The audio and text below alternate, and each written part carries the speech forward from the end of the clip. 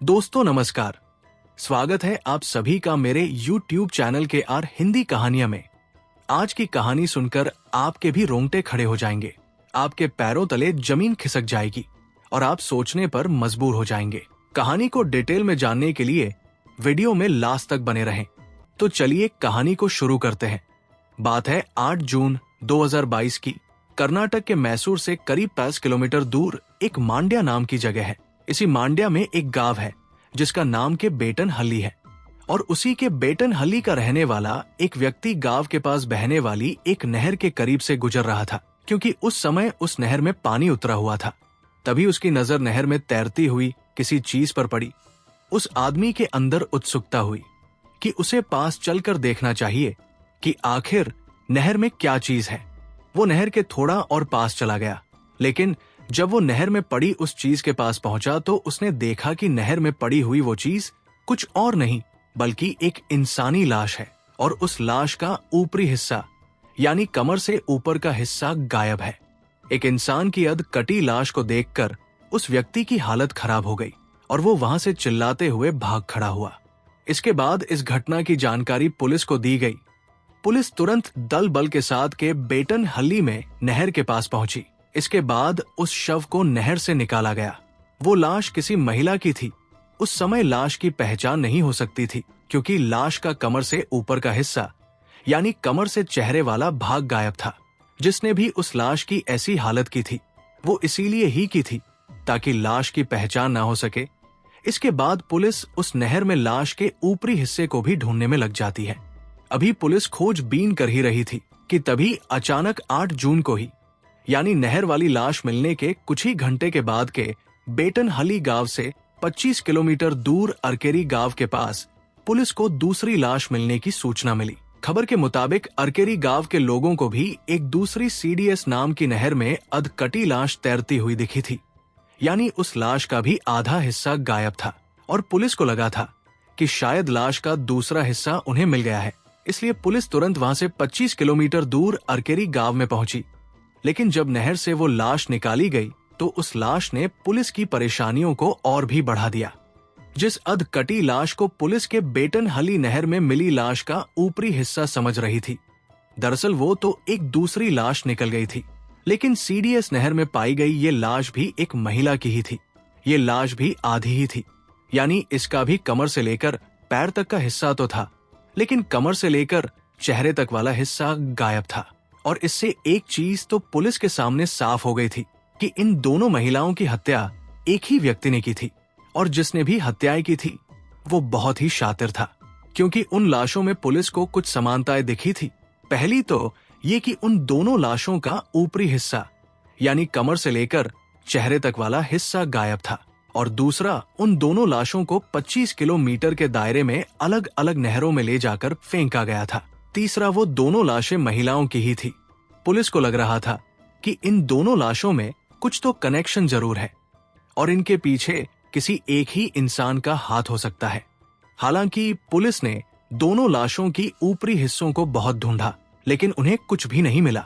इसलिए बिना चेहरे के लाशों की पहचान भी नहीं की जा सकी और पहचान न होने के कारण ये केस ऐसे ही पड़ा रहा। और इस केस में कोई प्रोग्रेस ना होते देखकर पुलिस ने इस केस की जांच दूसरे एंगल से करनी शुरू कर दी। कर्नाटक पुलिस ने आरोपियों की तलाश के लिए अपने बेहतरीन 45 पुलिस अधिकारियों को लेकर 9 टीमें बनाई। केस में सुराग जुटाने के लिए 2 टेक्निकल टीमों का भी गठन किया गया और इन टीमों का काम था पूरे राज्य में दर्ज हुई 25 से 35 साल तक की महिलाओं की गुमशुदगी की रिपोर्ट देखना और उनकी जांच पड़ताल करना। ऐसा इसलिए किया जा रहा था क्योंकि पोस्टमार्टम रिपोर्ट से पता चला उन दोनों महिलाओं की उम्र करीब 25 से 35 साल के बीच थी। इसी के आधार पर गुमशुदा महिलाओं के आंकड़े इकट्ठे किए गए और आंकड़े बता रहे थे कि कर्नाटक में उस समय 1116 महिलाएं लापता थी। पुलिस ने 1116 लापता महिलाओं में से अब ऐसी महिलाओं को ढूंढना शुरू किया जिनकी डिटेल्स उन दोनों लाशों की डिटेल से मैच हो रही थी। हालांकि पुलिस ने दोनों महिलाओं की कटी हुई लाशों के बारे में 10,000 पर्चे भी छपवाकर आसपास के इलाकों में बांटे थे, लेकिन फिर भी कोई सफलता हाथ नहीं लगी थी। इसी तरह जांच करते करते कई दिन बीत गए हफ्ते बीते, फिर 2 महीने बीत गए, लेकिन पुलिस को इस केस में कोई भी सफलता नहीं मिली। हालांकि पुलिस अपना काम बड़ी जिम्मेदारी और ईमानदारी के साथ कर रही थी, और 2 महीने बीत जाने के बाद जांच कर रहे एक सब इंस्पेक्टर ने मांड्या से करीब 77 किलोमीटर दूर चामराजनगर शहर से लापता हुई गीता उर्फ बुत्ती नाम की एक महिला के बारे में पता लगाना शुरू किया। वो गीता के घर गए। उन्होंने गायब हुई गीता के बारे में घर वालों से कुछ सवाल किए। इसके बाद उन्होंने घर वालों से गीता की कुछ फोटो दिखाने को कहा, और फिर वो पुरानी तस्वीरों को देखने लगे। कुछ तस्वीरें देखने के बाद सब इंस्पेक्टर को गीता की एक तस्वीर में कुछ ऐसा दिखाई दिया जो इस केस की गुत्थी को सुलझाने में बहुत अहम साबित हुआ। दरअसल उस तस्वीर में गीता ने जो कपड़े पहने हुए थे, सेम उसी तरह के और सेम उसी कलर के कपड़े पुलिस को क्राइम सीन पर मिले थे। और अब इससे इतना तो कंफर्म हो गया था कि नहरों से मिली दोनों लाशों में से एक लाश चामराजनगर के रहने वाली गीता की थी। आखिरकार पुलिस के हाथ उन हत्याओं का एक सिरा तो लग गया था, और अब पुलिस को इसके सहारे उस हत्यारे तक पहुंचाने का एक रास्ता भी मिल गया था। पुलिस ने गीता के घर वालों से उसका मोबाइल नंबर ले लिया। इसके बाद पुलिस ने पता लगाया कि गीता ने घटना वाले दिन किस किस से बात की थी, और उस दिन गीता की लोकेशन कहां पर थी। लोकेशन ट्रेस करने पर पता चला कि गीता की आखिरी लोकेशन मांड्या में ही थी।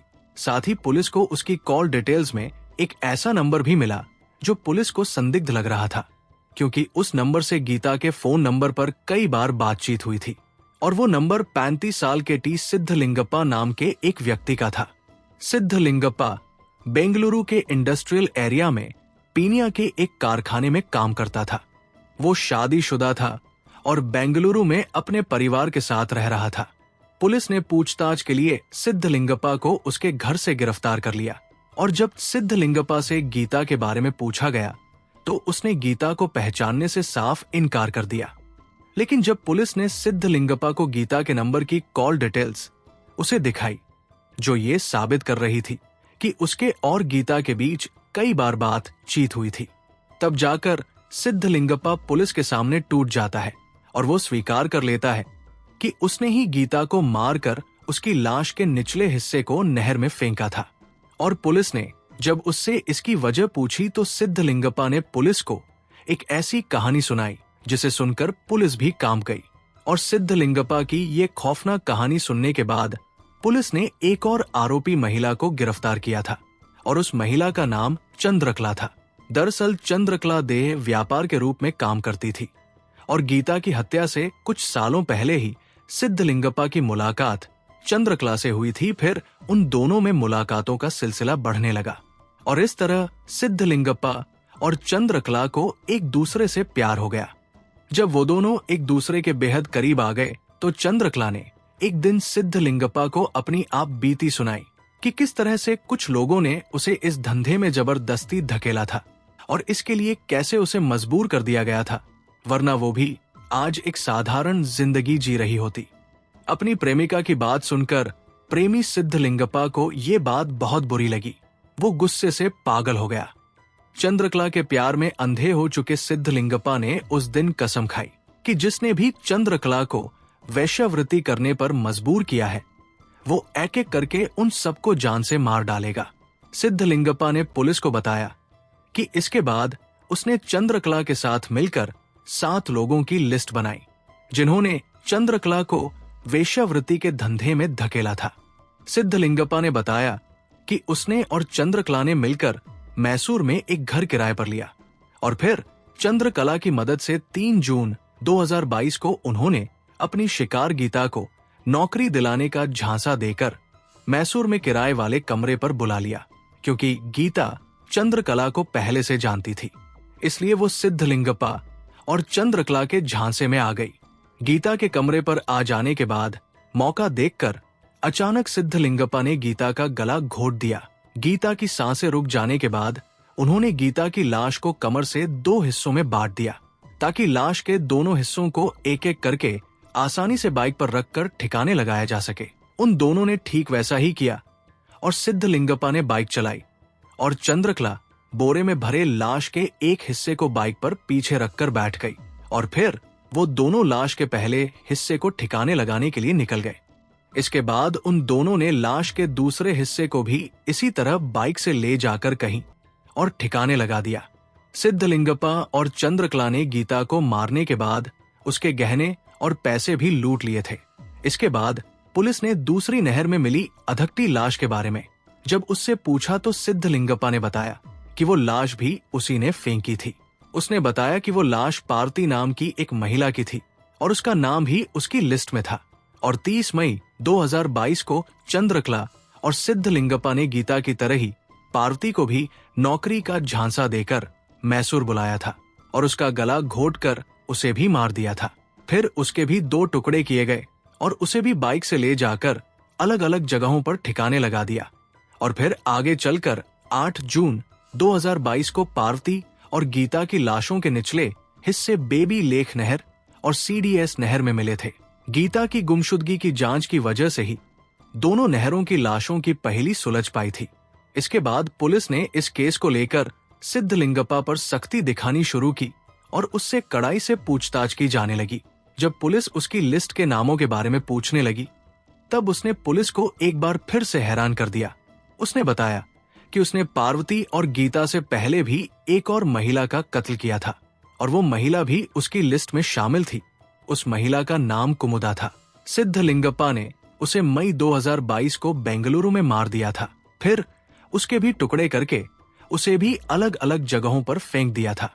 कुमुदा सिद्धलिंगप्पा की पहली शिकार थी। फिर 30 मई को पार्वती उसकी दूसरी शिकार बनी और 3 जून को गीता उसकी तीसरी शिकार बनी। सिद्धलिंगप्पा ने लिस्ट के 7 लोगों में से 3 को ठिकाने लगा दिया था। इसके बाद सिद्धलिंगप्पा ने पुलिस को एक और अजीब बात बताई। उसने कहा कि उसने और चंद्रकला ने तो 7 ही लोगों की लिस्ट बनाई थी, लेकिन मैंने इस लिस्ट में एक और नाम जोड़ दिया था और उस नाम को लेकर उसकी प्रेमिका चंद्रकला भी अनजान थी। पुलिस ने जब उससे पूछा कि वो नाम किसका था जिसके बारे में उसकी प्रेमिका चंद्रकला भी नहीं जानती थी, सिद्धलिंगप्पा ने बताया कि वो नाम उसकी प्रेमिका चंद्रकला का ही था और उसकी अगली शिकार चंद्रकला ही थी। सिद्धलिंगप्पा ने पुलिस से कहा कि अगर वो पकड़ा नहीं गया होता तो अब तक वो चंद्रकला को भी ठिकाने लगा चुका होता।